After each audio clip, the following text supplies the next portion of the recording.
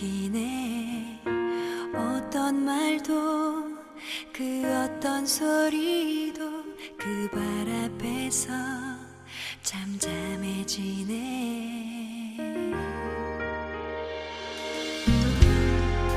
주 나의 사랑 그 발 앞에 앉아 내 모든 기도는 사랑의 노래가 되네.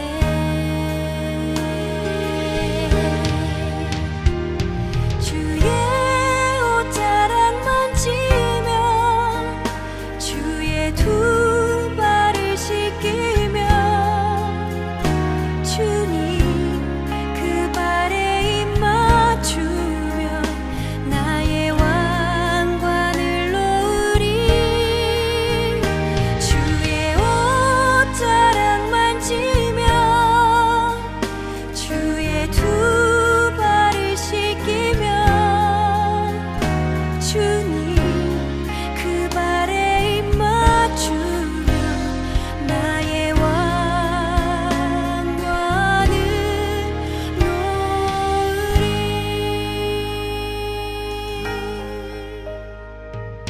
주 발 앞에 무릎 꿇고 그 사랑에 남기네. 어떤 말도 그 어떤 소리도 그 발 앞에서 잠잠해지네.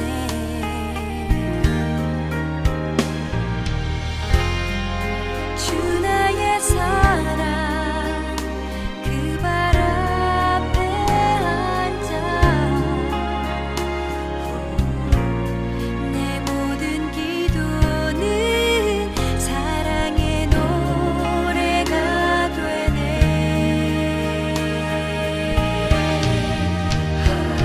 주의 옷자락 만지며 주의 두 발을 씻기며 주님 그 발에 입 맞추며 나의 왕관을 놓으리. 주의 옷자락 만지며 주의 두 발을 씻기며 주님 그 발에 입 맞추며 나의 왕관을 놓으리.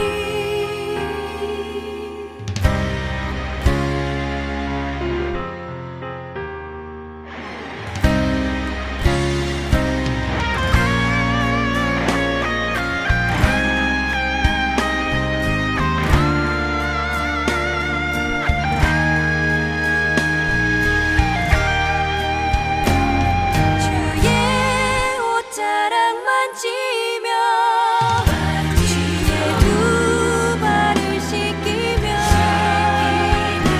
주님 그 발에 입 맞추며 나의 왕관을 놓으리. 주의 옷자락 만지며 주의 두 발을 씻기며 주님 그 발에 입 맞추며 나의 왕관을 놓으리. 나의 왕관을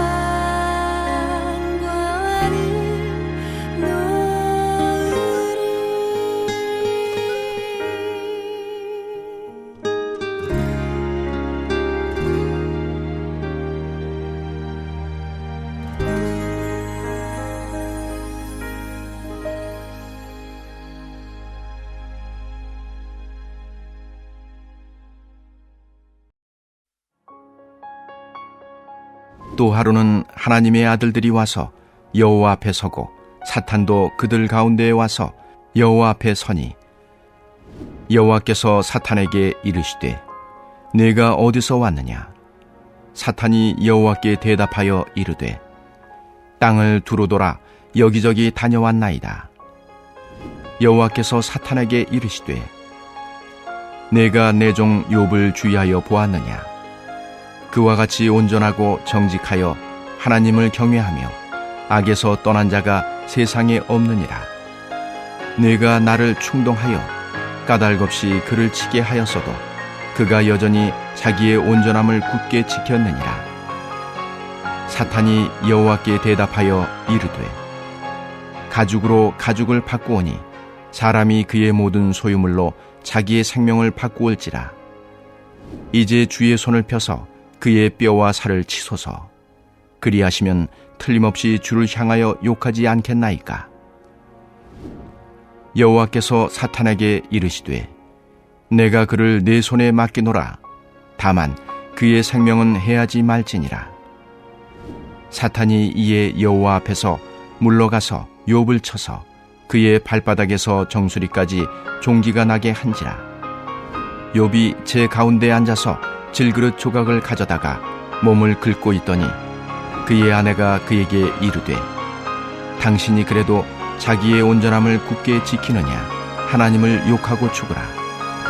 그가 이르되 그대의 말이 한 어리석은 여자의 말 같도다. 우리가 하나님께 복을 받았은즉 화도 받지 아니하겠느냐 하고 이 모든 일에 욥이 입술로 범죄하지 아니하니라.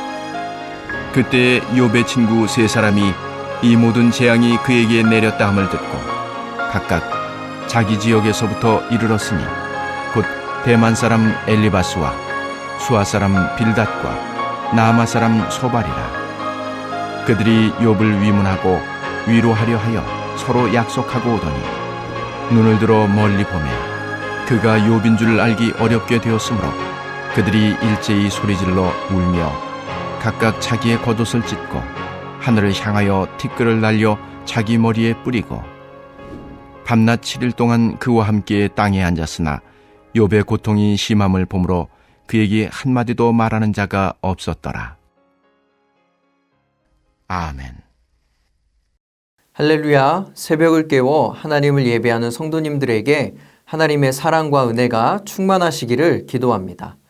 오늘 본문을 보면 어제 함께 살펴봤던 말씀과 비슷한 형식의 내용이 다시 한번 반복되고 있습니다. 어느 날 하나님의 아들들이 하나님께서 나아올 때 사탄도 함께 등장합니다. 1장의 말씀과 약간 달라진 부분은 사탄이 여호와 앞에 섰다라는 구절이 추가되었다라는 것이죠. 사탄이 여호와 앞에 선 이유는 아마도 첫 번째 천상회의 때 하나님이 사탄에게 욥의 소유물을 칠 수 있도록 허락하신 일 때문에 일종의 결과를 보고하기 위해 사탄이 특별히 하나님 앞에 나왔다라고 우리는 짐작할 수 있습니다. 사탄은 너가 어디서 왔느냐라는 하나님의 물음에 처음과 마찬가지로 땅을 두루 다니다 왔나이다 라고 답합니다. 그리고 나서 하시는 하나님의 말씀이 무척 중요합니다. 우리 함께 3절의 말씀을 한 목소리로 읽어보도록 하겠습니다. 여호와께서 사탄에게 이르시되 너가 내 종 욥을 주의하여 보았느냐. 그와 같이 온전하고 정직하여 하나님을 경외하며 악에서 떠난 자가 세상에 없느니라. 너가 나를 충동하여 까닭없이 그를 치게 하였어도 그가 여전히 자기의 온전함을 굳게 지켰느니라. 이전 1장 8절의 말씀과 유사하지만 분명한 차이가 있습니다. 하나님께서 말씀하시기를 너가 나를 충동하여 까닭없이 그를 치게 하였어도 라고 하시죠. 우리가 알다시피 욥은 아무 잘못도 없이 고난을 당했습니다. 스바 사람에게 소와 밭을 빼앗겼습니다. 그 소식을 다 듣기도 전에 또 한 사람이 와서 불이 하늘에서 떨어져 양과 또 종들을 살라버렸다라는 이야기도 듣게 됩니다. 또 말이 끝나기도 전에 집이 무너져 욥의 자녀들이 죽임을 당한 소식을 또 전합니다. 사단이 까닭없이 그를 친 것입니다. 그런데 중요한 것은 그런 모든 일을 당했음에도 불구하고 욥은 자신의 온전함을 굳게 지켰다라는 사실이죠. 3절의 말씀을 보면 히브리어 원문으로 하자크라는 말이 나오는데 이것은 굳게 붙잡고 있다라는 뜻입니다. 다시 말하면 욥이 지금도 계속 하나님을 굳게 붙잡고 있음을 가리키는 그런 뜻하는 것입니다. 그래서 3절에서 이르기를 그가 여전히 자기의 온전함을 굳게 지켰느니라 라고 성경은 증언하는 것입니다. 1장 8절에서 하나님이 욥의 온전함과 정직함, 하나님을 경외하는 믿음을 자랑할 때는 아직 욥에게 고난이 찾아오기 전입니다. 반면 오늘 말씀에서는 욥에게 감당하기 힘든 고난이 시련이 일어난 후에 하시는 말씀입니다. 욥은 그런 모든 일 가운데서도 여전히 자신의 온전함을 지켰습니다. 여러분, 이 시간 여전히라는 말에 우리 주목해 보기 원합니다. 살다 보면 내게도 욥처럼 감당할 수 없는 아픔이 올 때가 있습니다. 그러나 그때에도 하나님을 변치 않고 사랑하시겠습니까? 하나님을 향한 믿음은 여전히 변함이 없습니까? 그 순간에도 여러분들은 살아계신 하나님을 찬양하시겠습니까? 시대가 빠르게 변화가고 또 코로나로 인해 한치 앞도 예상할 수 없는 상황일수록 우리에게는 하나님을 향한 한결같은 믿음이 필요합니다. 하나님을 향한 한결같은 신앙 고백이 있어야 합니다. 시편 33편 3절에서 시인은 이렇게 선포합니다. 여호와여, 나의 대적이 어찌 그리 많은지요. 얼마나 나를 치는 자가 많으니이다. 많은 사람이 나를 대적하여 말하기를 그는 하나님께 구원을 받지 못한다 하나이다. 여호와여, 주는 나의 방패이시오 나의 영광이시오 나의 머리를 드는 자이시니이다. 대적이 나를 치고 원수가 나를 둘러싸도 고난이 내게 찾아와도 여전히 하나님은 나의 방패이시오 영광이며 나를 존귀하게 하시는 분이십니다. 라는 믿음의 고백이 우리 가운데 있기를 간절히 소망합니다. 욥의 신앙이 바로 이와 같은 것이었습니다. 알 수 없는 고난 가운데서도 그는 여전히 하나님을 향한 믿음을 굳게 붙잡음으로 하나님을 영화롭게 하고 자신의 믿음을 하나님과 그리고 사탄에게 증명해 보였습니다. 오늘 이 은혜가 우리 가운데 있기를 소망합니다. 기억하십시오. 흔들리지 않는 믿음이 온전함을 이룹니다. 하나님을 향한 사랑과 예수 그리스도를 내 삶의 구원자로 고백하는 믿음으로 말미암아 온전함을 이루는 하루가 되시기를 주님의 이름으로 간절히 축원합니다. 소와 밭을 빼앗기고 종들을 죽이고 아들들을 죽였음에도 불구하고 욥이 믿음을 지켰다면 이제 그만할 법도 한데 욥을 쓰러뜨리려 하는 사탄의 교묘한 계략은 멈추지 않습니다. 4절과 5절의 말씀을 보니 가죽으로 가죽을 바꾸오니 사람이 그의 모든 소유물로 자기의 생명을 바꾸올지라라고 말하지요. 이 말은 물건값을 짐승 가죽으로 치르던 베두인 사람들의 교역에서 비롯된 속담입니다. 쉬운 말로 하면 사람이 자기의 생명을 지키기 위해서라면 자기가 가진 모든 것을 버린다라는 뜻입니다. 즉 목숨보다 귀한 것은 없는데 욥의 생명을 건든다면 아무리 욥이라 할지라도 하나님을 버릴 것입니다 라는 뜻이죠. 사단의 이 말 속에는 어떤 의미가 담겨 있습니까? 비록 하나님이 욥의 소유물을 다시 거두어 가시고 그의 자녀들을 죽게 하셨지만 정작 욥은 아무런 해도 입지 않았기에 하나님을 향한 믿음과 온전함을 계속 유지한다라고 주장하는 것입니다. 그러니 이제는 하나님의 그 손을 펴서 그의 뼈와 살을 치소서. 그리하면 틀림없이 주를 향하여 욕을 하고 떠날 것입니다. 라고 주장합니다. 여러분, 얼마나 교활한 말입니까? 우리는 이 장면을 통해 무엇을 깨달을 수 있습니까? 교활한 사탄의 공격은 멈추지 않고 계속되며 치열한 영적 싸움이 우리 삶 가운데 일어나고 있다라는 사실입니다. 이 가운데 우리는 끊임없이 깨어 있어야 합니다. 또한 욥처럼 이 싸움에서 승리함으로 나의 믿음을 증명해 내야 합니다. 오늘도 우리는 이 시험대 앞에서 서 있다라는 사실을 잊지 맙시다. 사탄의 이러한 제안에 하나님은 욥을 사탄에게 또 한 번 맡기십니다. 그러나 욥의 생명만큼은 건들지 말라라는 조건을 내미시지요. 그 이후에 사단은 욥을 쳐서 그의 발바닥에서 정수리까지 종기가 납니다. 욥은 재 가운데 앉아서 질그릇 조각을 가져다가 몸을 벅벅 긁고 있습니다. 여러분, 욥의 질병이 무엇이었는지는 확실히 알 수가 없습니다. 이후에 18장 13절의 말씀, 질병이 그의 피부를 삼키리니라, 곧 사망의 장자가 그의 지체를 먹을 것이며 라는 말씀을 통해서 욥이 걸린 병이 나병이라고 짐작할 수 있습니다. 욥은 마치 나병 환자처럼 사회를 떠나야만 했던 것이죠. 그래서 마을 밖에 재와 쓰레기 더미에 앉아 있는 것입니다. 여러분, 얼마나 비참한 모습입니까? 사단은 하나님을 욕하고 떠날 수밖에 없는 상황으로 욥을 몰아갑니다. 이때 그의 아내가 욥에게 말합니다. 당신이 그래도 자기의 온전함을 지키고 있느냐? 차라리 하나님을 욕하고 죽으라. 아내의 말이 여러분 한편으로는 맞는 말입니다. 그러나 이에 대해 욥은 뭐라고 이야기합니까? 그가 이르되 그대의 말이 한 어리석은 여자의 말 같도다라고 이야기합니다. 여러분, 무척 중요한 말입니다. 여기에서 욥이 말한 어리석다라는 것은 미련하다라는 의미가 아닙니다.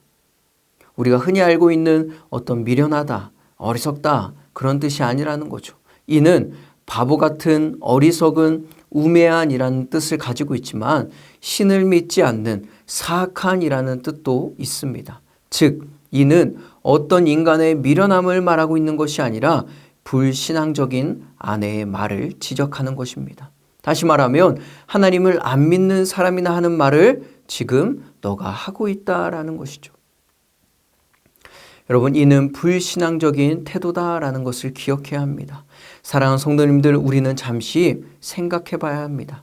나는 고난을 당하는 사람에게 어떤 태도를 보이고 있습니까?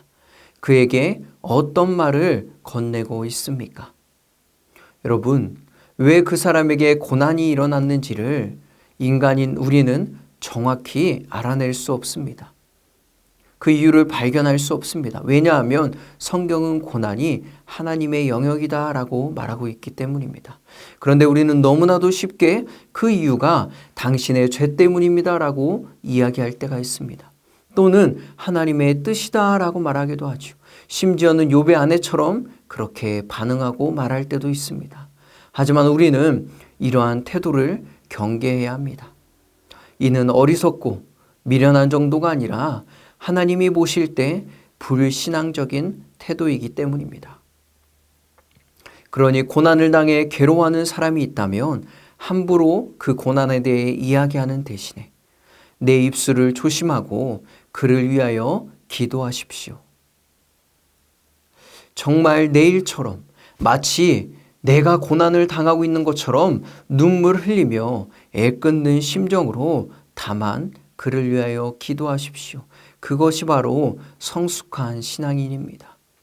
욥은 말합니다.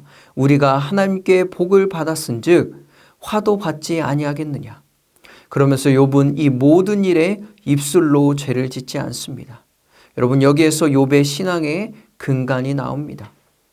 욥은 자신이 가지고 있는 것, 누려왔던 것, 자신의 존재 자체가 하나님께로부터 왔다는 것을 인정하는 겸손한 믿음을 가지고 있었습니다.